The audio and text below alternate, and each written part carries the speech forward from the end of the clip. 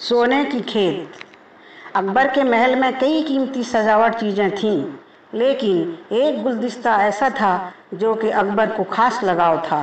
उस गुलदस्ते को अकबर हमेशा अपने पलंग के पास रखते थे।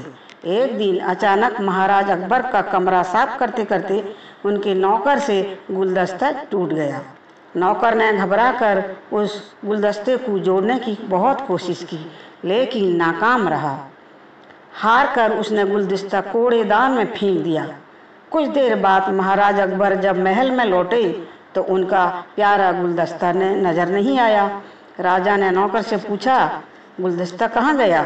नौकर ने डर के मारे कांपने लगा और बोला, महाराज, वो गुलदस्ता मैंने अपने घर ले गया हूँ ताकि अच्छे से साफ कर सकूँ।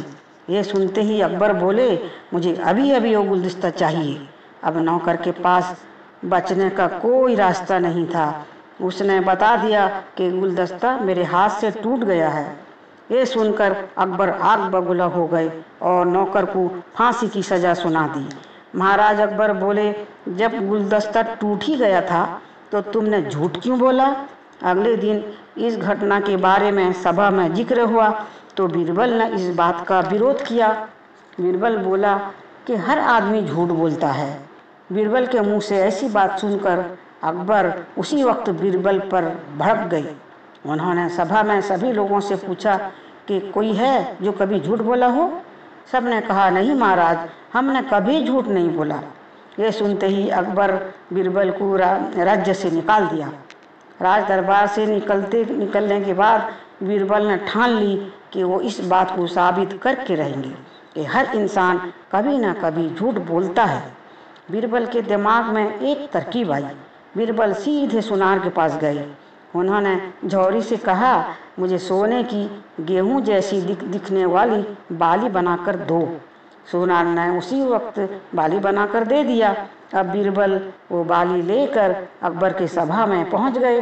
अकबर ने जैसे ही बीरबल को देखा तो बोले, तुम यहाँ क्यों आए हो? बीरबल बोले, जहाँ पनाह, ऐसा चमत्कार होगा जो किसी ने कभी देखा होगा न कभी देखा है। बस आपको मेरी पूरी बात सुनना होगी।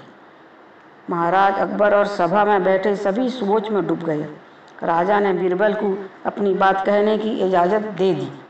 बीरबल बोले, आज मुझे रास्ते में एक गुरु की दर्शन हुई। उन्होंने मुझे ये सोने की बनी हुई गेहूं की बाली दी। उन्होंने कहा, इसे जिस खेत में लगाओगे सोने की फसल उगेगी।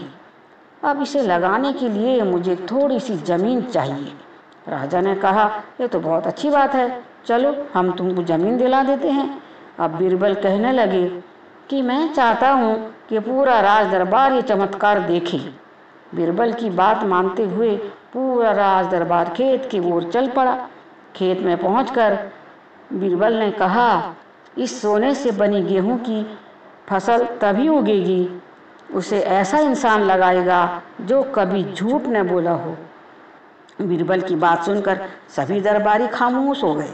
कोई भी गेहूं की बाली लगाने के लिए तैयार नहीं हुआ। राजा अकबर बोले, क्या राज दरबार में कोई ऐसा इंसान नहीं जो कभी झूठ ना बोला हो? सभी खामोश थे। बीरबल बोले, जहाँ पनाह, आप ही इस बाली को लेकर खेत में रोप दीजिए। महाराज का सर भी झुक गया। उन्होंने कहा, बचपन में मैंने भी कई झूठ बोला है, अब मैं कैसे लगा सकता हूँ? इतना कहते ही बादशाह अकबर को ये बात समझ में आ गई। अब अकबर और नौकर को फांसी की सजा से रोक दिए। कहानी अच्छी लगी तो सब्सक्राइब जरूर करिएगा और शेयर करिएगा।